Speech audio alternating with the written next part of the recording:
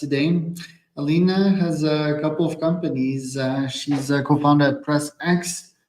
She's co-founder at AZ and yet I'm seeing FotoLive and InsightsX here, which we may talk about today. You can follow the ranking pill. It's her newsletter on a Beehive, I believe. I'm also a Beehive power user. Today we're gonna discuss about Amazon, e-commerce, serial entrepreneurship, and everything that Alina has been up to. This pod is presented to you by my podcasting company that's called podper.com. If you want to launch a podcast and scale it, get a bunch of guests, inside sponsors, can go to podper.com. Alina, welcome to the pod. Tell me a bit more about yourself and what you're up to nowadays. Hey, very happy to be here. Thanks for having me. Yes, I am currently, I am born and currently still living in Romania, which is in Eastern Europe, but doing business all over the world through our agency called AZ. Yeah, I've been in the entrepreneurial space for quite some time now. But mostly, I mean, the most important part has been since 2017 when we started our Amazon journey as sellers. The e-com business we have been in contact with for a longer time, but only here in Romania. Going across the borders, let's say, only happened in 2017. And then it's still happening nowadays. We're swimming in the Amazon adventure, let's say, for 7 years now, and also the agency.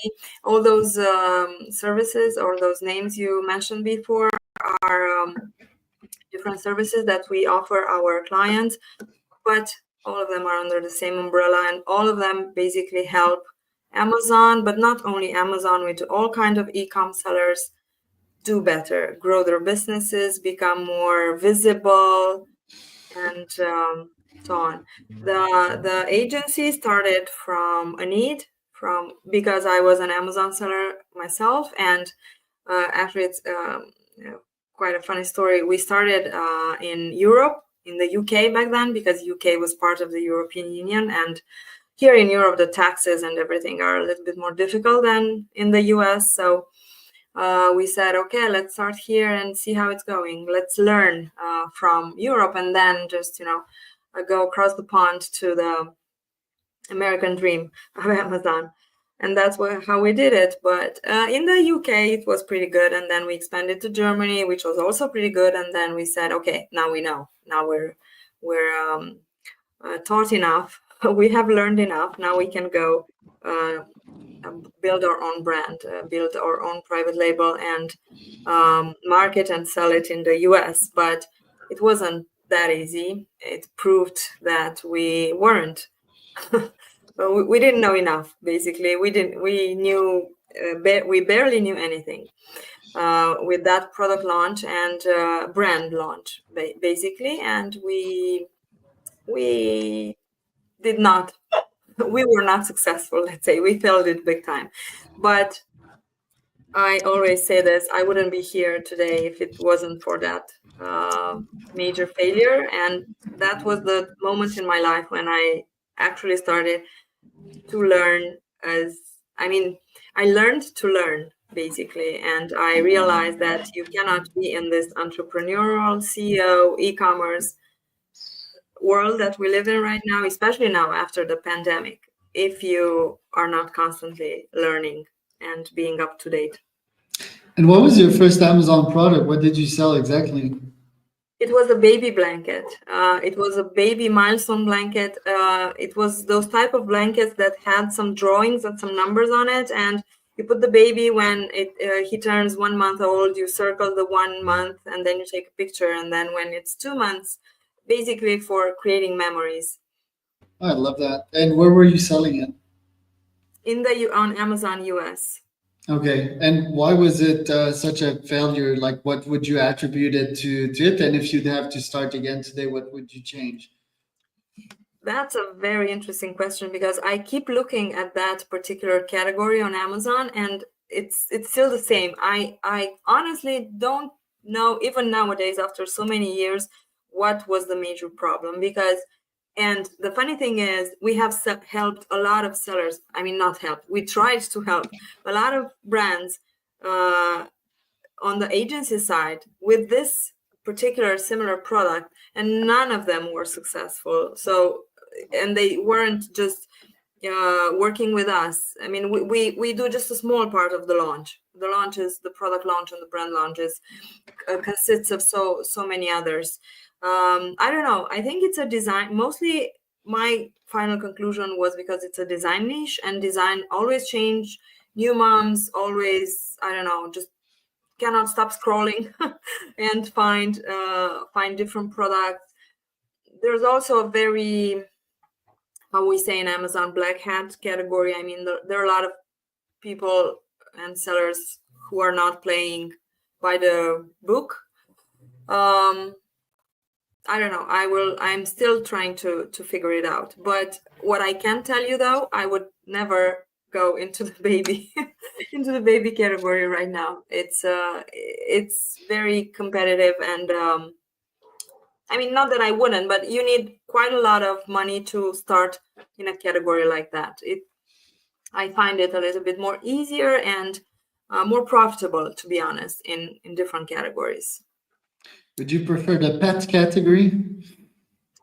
Yes, I would.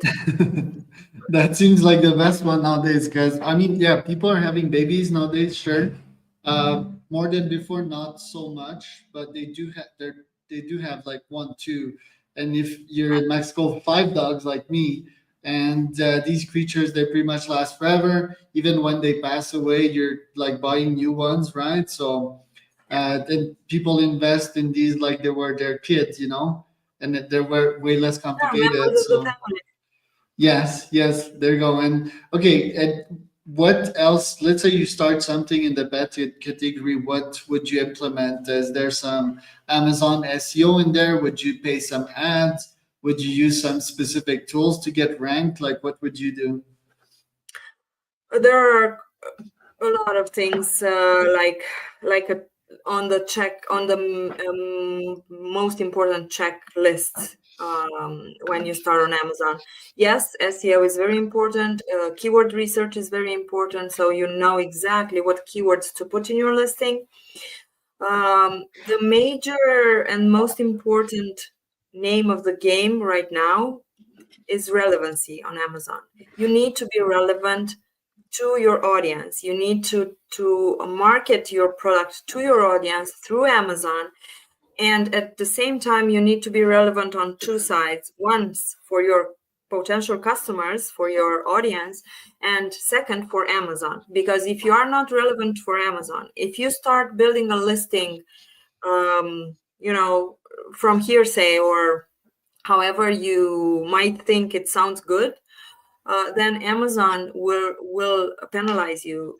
You will not even rank. Your listing will not be indexed. There is going to be a lot of trouble and mess out there. So that's the major point of the major starting point.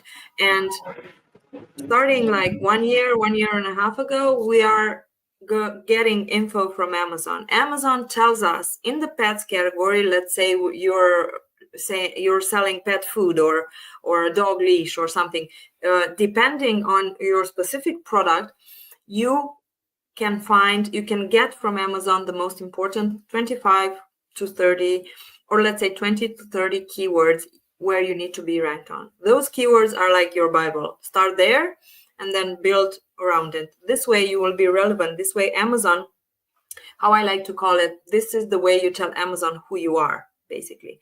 And if you do that right, everything else will be easier. Then yes, you will run some Amazon ads, of course, within the Amazon advertising platform, which is way broader than it used to be nowadays. There are all type of ads, from video to images and so on.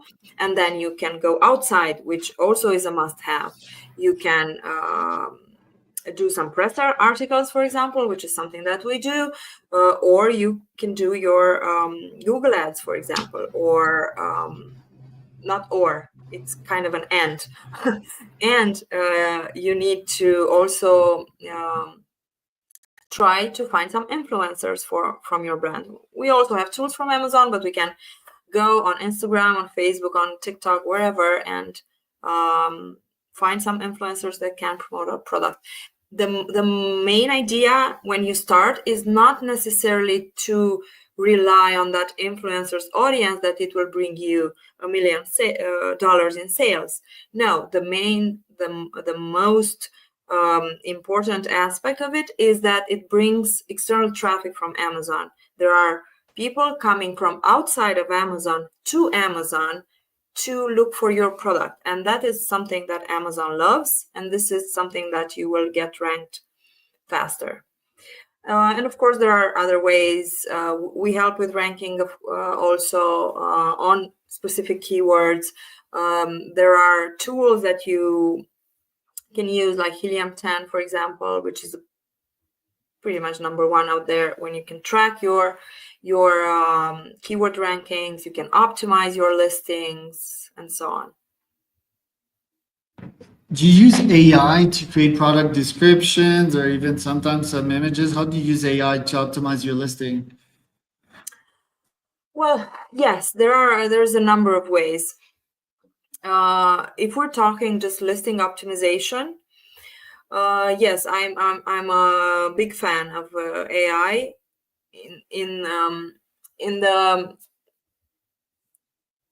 this particular situation. So, for example, I have decided which are the best keywords for my product. I have done my research, and then I go to AI. I use ChatGPT, O1. I sometimes Claude, but I think the O1 is my favorite right now. And I tell him, hey, write me a listing, but not the full listing. First, we start with the title. We train it first. We give it some competitors, which are doing good. I'm telling it, the AI, here are some competitors that are doing good. I'm also showing them some brands outside Amazon, like with their websites. So he can learn about what I want. And then I tell it, here are 25 keywords or 50. Build me a title, 5 bullet points, a description. This will be like a basic structure. Then you can always do this like an optimization of an existing listing, where you want to just check whether you can get a better version of your listing, because Amazon sometimes likes the refresh. Also, there is something newer in Amazon right now, which is called Rufus, which is an AI tool from Amazon. You can type questions about a specific product, and it answers on the spot. Or you can tell him, Rufus, buy me which is the best, I don't know, dog leash on the market, and there you can get recommendations. Now, this is something that you can use the AI to feed the AI, basically. There's a very good strategy to be done here. You basically use Rufus, this AI module. You get information from it, extract what's the best out of it, and then feed it back to Rufus in order to optimize your listing. So yeah, there are quite some ways. Also, there are for ads, strategies for ads that can be done using AI, selecting keywords and so on. Just need to be creative. Right. And is launching an Amazon product still a good decision as a business owners nowadays? Let's say, especially if you're starting, wasn't like the prime time of that like 20 years ago? And nowadays you can build like an AI SaaS instead, which looks easier, less logistics, less investment, right? And there's like no code AI app that can build that app in seconds. Are we still like in the prime time of launching products, or is it better to sell shovels to the miners in the gold rush rather than getting into the actual gold rush, quote unquote? Well, no, this the answer to your question is, however you take it, it has a funny part, because if I say the app is better, then people will say, well, okay, if all of us are going to do apps, who will use them, right? If no one is selling physical products, and the other way around. I wouldn't say it's the prime time. The prime time has passed, I believe, for now, especially for Amazon, not for ecom. There are other prime times right now. We're talking TikTok, we're talking Temu, and all the other Chinese platforms, and of course your own website is can be a good decision. But if I were to synthesize from all this, I'm pretty sure TikTok is the winning one right now. However, on Amazon, there will always be demand, and Amazon is expanding itself. I'm not talking about US, but all over the world in many other marketplaces. There's Australia, there's Japan, there's United Arab Emirates, Europe, so many countries, and so on. So there's an ongoing expansion happening right now for a couple of years. So yes, demand is growing because of that. Physical products, there will always be in need. Now, the funny thing, or the hard decision, let's say, is to find the good one to start with, because it depends a lot. If you're just starting out, like you said, it might be a little bit more different and difficult, because you need more money nowadays than it used to be. Those stories that you could launch a product with a few $1,000s and sell it for 6 months and then drink cocktails on the beach while driving your Lamborghini are kind of over. There's a lot of work. That's something also to be considered. So there's a lot of work and a little bit more money. But there are also digital products that are very successful on Amazon. There are print-on-demand categories that are very successful on Amazon. So there are opportunities for people starting out with not so much money. And also for Amazon, for US and some countries in Europe, you can easily fund your projects nowadays using platforms like Kickstarter, for example. There are a lot of successful e-com entrepreneurs who used Kickstarter for an actual physical product, and they were very, very successful. And that can continue. I mean, not necessarily continue, but goes hand in hand with an e-com website, whatever that may be, Amazon, your own, or some other platform. So I say it's still a good business. Of course, depends on each of us how hard we can push from the beginning, or we can increase slower and save some, 20 hours a week to build an AI app. Why not do both? Right. And tell me about PressX, FotoLive, and InsightsX. Like, what are these businesses, and what did you thought was like the right timing to launch these? Yes, we launched those also from a need. PressX does press articles, so we connect your brand, for example, your pet brand that you launched, to some publishers that write actual articles in real publications, such as Forbes, Cosmopolitan, and many others. So not just virtual. There's also the the real website of the.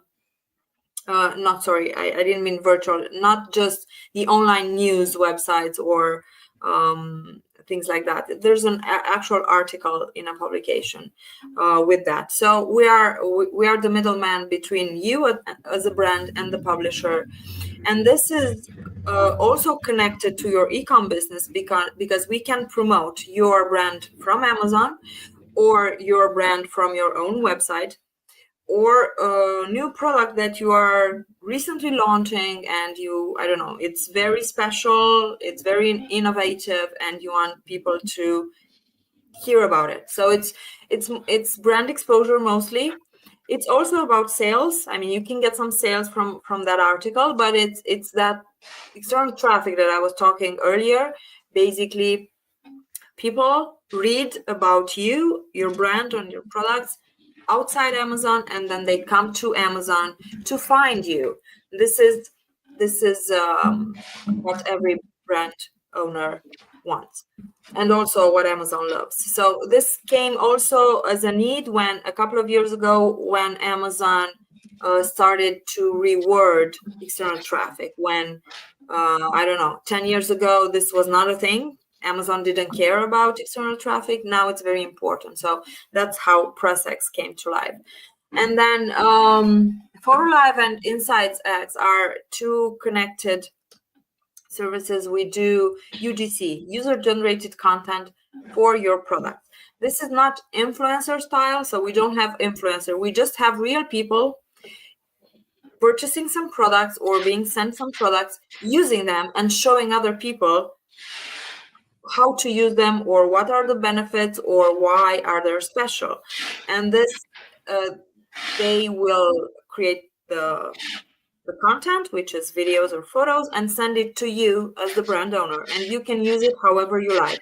You can do ads with them on wherever you can put it on your website.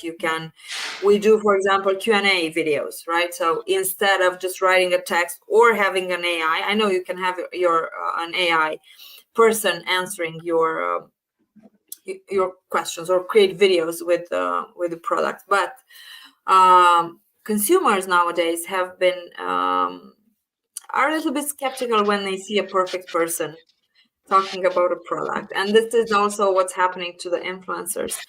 They rather prefer to see like a regular person, sometimes in their pajamas, with a towel wrapped around their head, in the bathroom or whatever, in their kitchen, talking about a product, a person that they can relate to.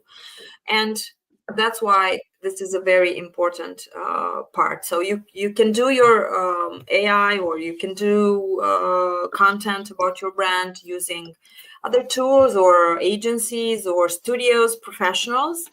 But there's this component, which is the regular, normal person that we offer for brands. And InsightsX is very connected to this. Instead of UGC, we offer we do beta testing, we do polls, we do surveys. For example, if you want to launch a dog leash, as I was saying earlier in the same example, and you are not quite sure about some characteristics or some, I don't know, specifics of the product, you can hire me and name 3 of your main competitors, 3 of the brands that you like and you would like to use them as examples. We order those products for you, and then we test them, give you the feedback that you need so you can launch your ideal product that can compete with those 3 competitors. So it's insights, basically. That's Interesting approach. Alina, where can we find out more about you? Our website, azrank.com, LinkedIn with my name, and every other social media with my name. Feel free to reach out. Just say hi, or share an idea, or I don't know, start a debate or something about what's in there. I love to talk to people, and usually on any channel I'm quite responsive. That was Alina Vlaic and Charles Cormier for another